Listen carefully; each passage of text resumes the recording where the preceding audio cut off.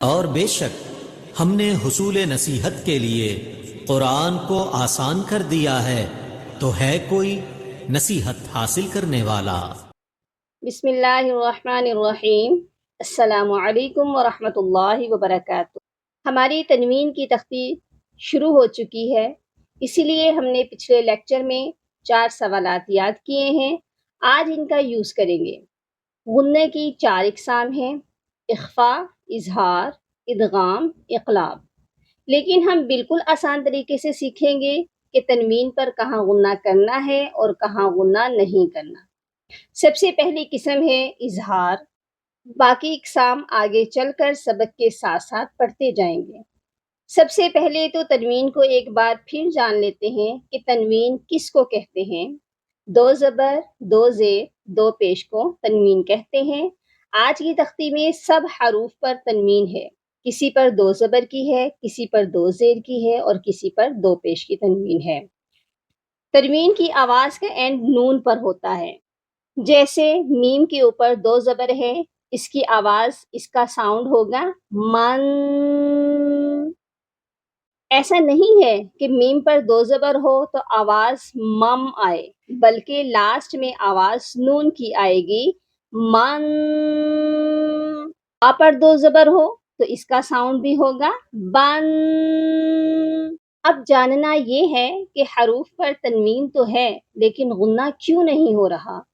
تو چلیے اس قاعدے، اس رول کو سمجھ لیتے ہیں۔ جب بھی آپ دیکھیں کہ کسی بھی حرف پر تنوین ہے اور اس تنوین والے حرف کے فوراً بعد ان 8 حروف میں سے کوئی بھی حرف آ جائے تو ہم تنوین پر غنّہ نہیں کریں گے۔ وہ 8 حروف کون سے ہیں؟ حمزہ، ہا، عین، حا، غین، خا، یعنی حروف ہلکی کے 6 حروف، اور حروف یرملون یا، را، میم، لام، واو، نون، ان میں سے 2 حروف لام اور را۔ جب بھی یہ 8 حروف تنوین کے بعد آئیں گے تو ہم تنوین پر غنّہ نہیں کریں گے۔ یرملون کے باقی 4 حروف کا استعمال اور باقی 2 سوالات کا استعمال آگے لیکچرز میں ساتھ ساتھ کرتے جائیں گے۔ کی پریکٹس کرنے سے پہلے ایک بات کا اور خیال رکھنا ہے کہ کوئی بھی خالی حرف ہو تو اس کو ہم نہیں پڑھتے۔ یہ سمجھ لیں کہ حروف کی پاور حرکات سے ہوتی ہے۔ الف ہمیشہ خالی ہوتا ہے، الف بنا پاور کے بھی پڑھا جاتا ہے، لیکن اس کی بھی شرط ہے۔ الف کو کب پڑھا جائے وہ بھی انشاءاللہ آگے جا کر سمجھیں گے۔ یہاں پر 2 زبر کے ساتھ الف ہے، یہ خالی حرف ہے، اس کو نہیں پڑھنا۔ چلیے پڑھنے کی پریکٹس کرتے ہیں، میرے ساتھ ساتھ مشق کر لیجئے۔ میم 2 زبر من۔ اب میم کے ساتھ جو الف ہے یہ نہیں پڑھا جائے گا۔ میم 2 زیر من۔ میم 2 پیش من۔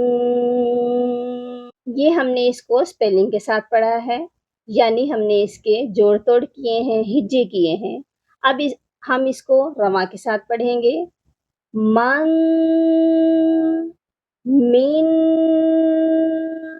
من۔ اسی طرح دال 2 زبر دن۔ دال کے ساتھ یا ہے، یہ خالی حرف ہے، یا کو بھی نہیں پڑھنا۔ دال 2 زیر دن۔ دال 2 پیش دن۔ دن، دن، دن۔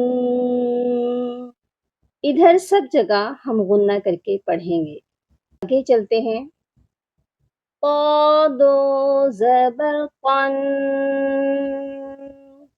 قا 2 زیر قن۔